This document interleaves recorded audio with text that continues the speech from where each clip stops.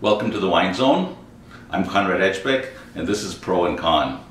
Today, my guests are the owners of Featherstone Estate Winery, which is in the 20-mile bench on Ontario's lovely Niagara Peninsula. Louise Engel is immediately beside me, and David Johnson are partners in life and partners in business. Yay. Now, thank you for coming in. I'm really thrilled you could make it, especially in this huge snowfall that we've had. Let's start with today's wine. It's called Joy, and it's a sparkling wine with an unconventional packaging. Tell me what you were thinking. What were you thinking? Yeah, what were you thinking? That. Describe to me the packaging and why you chose to do this. It was a particularly courageous move to put, I guess the most distinctive feature of the packaging is the crown cap. Although most sparkling wine lives the majority of its life with a crown cap and the cork is inserted near the end, just before it's moved to the shelf for retail sale. Well, at Featherstone we don't use the cork finish on any of our still wines. All of your wines are screw cap finish. You're one of the early adopters of screw caps. That's right, and that was largely a function of Dave having worked a little bit in New Zealand, and there were large proponents of screw caps down there, so that was one of the carryovers from that. So that would be really hugely inconsistent to put a cork finish on the sparkling wine. But the red ribbon is interesting, why you did that. Tell me about why you did that. Well, we didn't want to make it too easy for you to open it. We wanted a little bit of ceremony still around the opening, so it's been glued in 3 spots, and you do have to sort of work at getting this ribbon off. And yeah, show me how you do that. And there's still a bit of sort of presentation around opening it. We struggled a little bit to find just the right texture of ribbon. This is a really coarse growth grain. Actually, we have to special order this from Japan. Wow. It takes about 6 weeks for it to come in. And we wanted a really elegant presentation. The wine is made in, well, I'll let Dave talk about the winemaking, but it's made in the classic method champenoise. And so it's a lovely, very fine, sparkling wine, and we didn't want it to look, we didn't want the packaging to be degraded by the crown cap finish. It's gorgeous.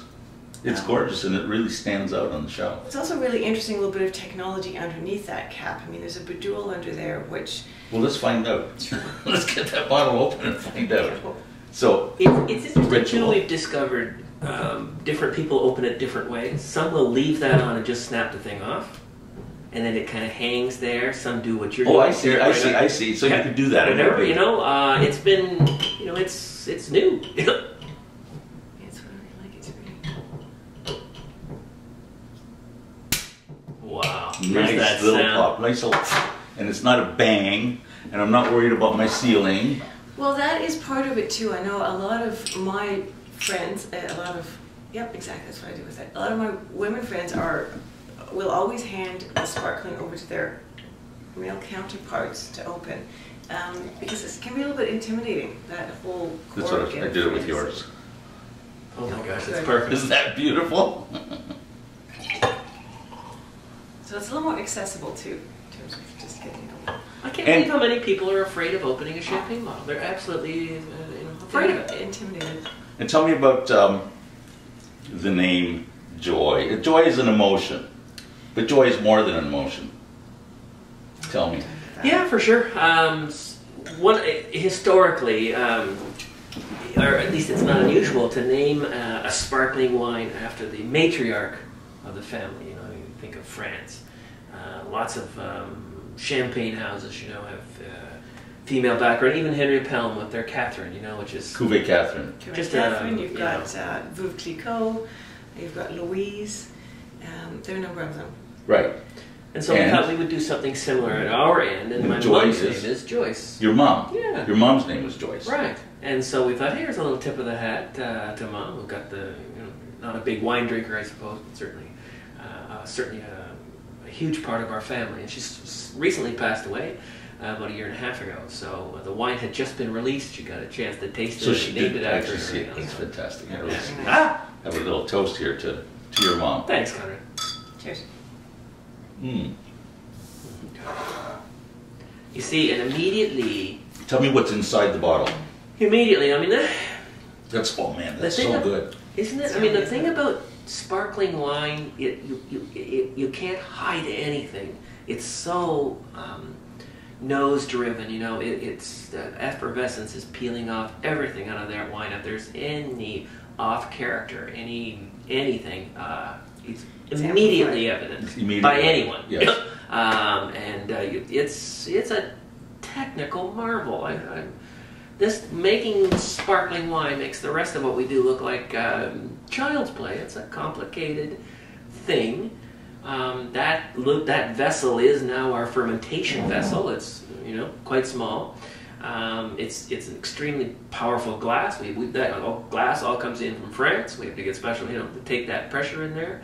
We set the pressure. How much sugar we put in determines how much alcohol will be added, but also how much bars of pressure in there. And there are minimums and maximums. We have a particular amount we're trying to hit, about 5 atmospheres of pressure in there. That's our goal, 5 to 6. And yeah, as I had explained, it's inverse winemaking. We actually start with the bottle. Usually for the wine production, usually you make the wine, then put it in the bottle. Right. Here we put it in the bottle, then make the wine. What did you put in the bottle? It's Pinot Noir Chardonnay? 100% Chard. 100% Chardonnay, so it's a Blanc de Blanc. Yep. And I've been asked, you know, well, where's the other components? You know, certainly, obviously, there's the Pinot Meunier. You can put anything you want in it, I suppose, because it's a sparkling wine. But we really wanted to taste the vineyard in that sense. You know, we really wanted. You throw another grape in there, you've thrown in another entire component, another space on our farm. Pinot is a different site, different soil, everything else.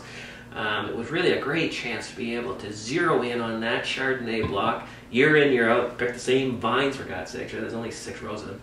Right. You've been in business now for about 8 years, 8 to 10 years. We bought the place in 99. In 99, started planting, and you were licensed in 2004. So 99 was actually our first vintage. We made wine in 99. Right. When we bought the property, it was completely planted to grapes. We've tweaked it a lot in terms of what was there, but the Chard was there. The Chardonnay is original and was planted in 86. Wow. And that's what we've used for 86, 96, 2006, no, 96, 2006. So it's almost 25 years old. It's 26 years old, in fact. And it's interesting. So those are vines that are already now reaching for the real flavor of the land. Which is, you know, that's why that we grow grapes on the escarpment. You know, what's underneath that dirt is pretty cool. I mean, there's striations in there, especially where we are, right off the escarpment. You can see the face from us. There's a ton of rubble that's been, you know, left there by glaciers and everything else, and that's where those vines are going. Sparkling really is that chance, like Riesling, I suppose, but it's that real chance to taste the dirt. Like you get the. So what took so long? What took you so long? This is 2008. Yeah, so you were already in business for 10 years. That's right. Before you. We got tired of buying other people's sparkling wine. If I buy any more specs, Catherine, I'm going to kill him. But no, we thought, hey, we can do this. How hard can it be? If you don't buy any more specs, when he'll kill you. That's right. So one of the things that differentiates your winery from most of the others is the closeness that you have, I wouldn't just say with the land, but with animals on the land. You've got vineyard lambs, which chew away some of the vine leaves. And also, Louise, you're the only vineyard owner I know who's a licensed falconer. Yes, that's right. That's a deadly weapon. You're licensed to kill. Licensed to kill. Yes, and it's starlings in particular, which I have in the crosshairs. Starlings are a nuisance species that were introduced in 1896. Wow. We have starlings here because of Shakespeare. The Shakespearean Society... so pretty in this thing. Oh, I don't like it, let it out. The Shakespearean Society wanted all the birds of the Shakespearean sonnets in Central Park. So they brought over European starlings, English house sparrows, and blackbirds. Oh, I see. And they released them into Central Park, and actually the starlings didn't take the first time. They had to bring them back. They did it again. It's the same as Asian lady beetles. Oh, it's like rabbits in Australia. It's just a bad idea. So now we have this invasive species, which has been wildly successful. They're one of the most numerous species on the continent. there are hundreds of millions of them, and they take a tremendous toll on our native songbirds because they compete for habitat and for food. And the starlings also eat a lot of grapes, and they're really hard on tender fruit, whether it's cherries or plums or peaches or grapes in particular, because grapes are harvested so late in the season, all the other tender fruits already off, and grapes are kind of at the bottom of the funnel. What you've got in October is purple grapes that are visible from the sky, easy to see, and really sweet. I think they smell them too, don't they have an aroma? I wouldn't doubt that at all. Don't yeah, they know have that, but they certainly. So you have. So I have a falcon and I have a hawk, yes. and I fly those in the vineyard to discourage nuisance birds like starlings, which eat my grapes. The falcon and hawk don't compete themselves, do they? I don't fly them at the same time. They would. So they would, eh? Sure, they would. Yeah. Yeah. The hawk is bigger and is trained to eat small birds, so he would eat the falcon if I flew them at the same time. If you could catch it. It's kind of, if you could catch it, which you probably couldn't. So it's one or the other. The hawk is a Harris hawk, and Harris hawks are wonderful falconry birds. I often liken them to the Ford pickup truck of the bird world. Yes. It was the first hawk that I got. They're kind of the classic beginner's bird. They're very good to learn on. I got them in 2003. We had one visit the yard here, and they're like this big. They're good size. Monsters. They're huge. They're monsters. Absolutely monsters. And they're a great deterrent because they go up. Nuisance birds like starlings recognize that profile, and it gets very quiet in the vineyard when I fly in, and everything leaves. It's all go away. There's no more somber Shakespearean songbirds. No. Right. And David, you experienced vineyard lambs in New Zealand. Of course you would. I mean, there's lambs just over 60 million of them. Right. Yeah. Tell me about why you use what they do and why you use them. Yeah, so it's about leaf removal on the vines. We do this all over the world, from California to France to wherever, New Zealand. And what we do at a fairly particular time during the growing season, about sometime during the month of July, we try and get leaf pulling done. And it's the removal of that great big leaf. You know, it's about the size of your hand. Grape leaves are quite large, right? And the grape is naturally trying to shade the grape cluster that's there. And so we go along by hand or by machine and strip that single leaf off, or maybe 2 leaves around that fruiting zone. And you just walk along. They're the lowest leaves because the fruit is all hanging along the bottom. Mm-hmm. And I was in New Zealand noticing, have you been to New Zealand? Yes, I have twice. I mean, the vineyards there are better than ours. They're ahead of us, I would say, maybe 10 years viticulturally, probably 10 years ahead of us. They've got viticulturally they've got better government support than we do. They're better. Yeah, they've been at it too, and they're just like farming is. They live and die on farming, right? They're a little island in the middle of the Pacific. Mm-hmm. Australia's 1,000 miles away, right? It ain't next door. So, excuse me, whatever they grow, it has to be export quality. I mean, it is the best of the best. If you go in a grocery store down there, and if the store's having a promotion that day for cheese or dairy or something, it'll say, this is export quality. That's how good it is, so that they can get the locals to buy it, because they don't get it, right? Mm-hmm. The export, good stuff all gets shipped off. Anyway, looking at the vineyards down there, and they go forever, and they're flawless. They're just flawless. They have a better climate, I suppose, too, at least in the Hawke's Bay where I was. And I'm looking at these vines, they're all perfectly leaf pulled, and New Zealand has a labor problem. They are in the middle of the Pacific, and they have 4 million, 3 million, 3.5 million people lives down there, right? And agriculture is hugely laborious, right? I mean, it just takes a ton of labor. We have the advantage in Ontario of the Caribbean. We bring in 20,000 offshore workers, right? They come up and do all the work that nobody else will do. And they don't have that option. And so I'm looking at these leaves, and I'm like, how do you guys do all that? And he says, well, we grow a lot of grapes, but we grow a lot more sheep. And so at a certain time of the year, all their vineyards are fenced, fully irrigated. They're these perfect green postage stamps, right? The surrounding area where the hills and stuff are these dead brown, where the lambs and sheep all live, right? Because there's no money in sheep, so they can't afford even the irrigation. There's just no money in it. And so at a certain time of the year, they open these gates up and allow the lambs, only lambs, not sheep, lambs, to flood into the vineyards. They strip out all the weeds, all the grass, everything that grows underneath the vines. Once that's done, it takes them a couple of days, because they'll often, before they come in, they'll cut them with a mower. The lambs will start to reach up and grasp those lowest leaves as high as they can reach. Right. And the reason they're lambs is the lambs are about 21 inches high, the shoulder. Here. Yeah. Right? Height of that table. Right. At 21 inches high, because we don't want them any higher. We don't want them to strip all the leaves off. We just want them, the first ones they reach, just the ones we would have normally removed. To expose. To expose the grapes, right. Why are we doing all this anyway? But they don't eat the grapes. They don't. They don't have any interest in the grapes. Because they're still unripe. Well, it's not like they even eat them and spit them out or try them or whatever. I think lambs are kind of genetically predisposed to eating flat green things. They eat foliage, they eat weeds and leaves, and that's their thing.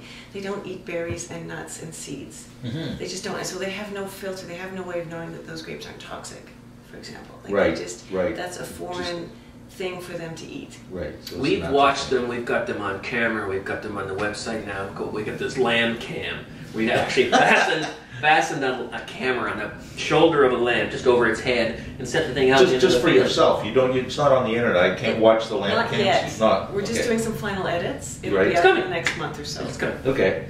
And so we actually saw what these lambs are doing out there, and sure enough, they'll put their head right in that canopy, and if there's a cluster right there, they'll go right around it, and they'll pick out a leaf the size of a stamp that's on the inside. You know, incredible job. No kidding. Little tongues. The other thing, sorry to leave the lambs just too quickly, but the other thing I like about the lambs is it adds an animal to the vineyard. It adds to the complexity. It fertilizes. It is fertilizer and all that stuff, but it is another thing that we have to manage around. We have to work around. It actually adds to the biodiversity of the place, right? We're not. I think grapes really lend themselves to monoculture. You get these monster fields, and they treat them, they spray them, whenever they got to do to them to make them beautiful. You throw an animal in there, now you've got a little bit of head scratching. Oh, we can't do this. We have to work around them. I really like that. I think that's really adds to the energy of the place. You know, I don't want to be too tofu-y about this, but it's it's an energy. It also just really reinforces to people that visit the winery that this is farming. This is agriculture. Yeah. And so often this wine gets put on this pedestal and it gets to be this sort of inaccessible kind of thing. And we really don't want wine up on the pedestal. We want it on your dinner table. And when you treat it as an agricultural product and start to understand the farming that's behind it, people, I think, have a different relationship to it. And livestock and lambs and hawks and these kinds of things really sort of bring that to the fore. And the lambs have just become this great sort of launch pad to talk about the farming of grapes and for people to understand a little better sort of the agricultural aspects. It's fascinating because you're right in that wine, whether it's in a very elegant glass like this, la-di-da, is a very elite thing.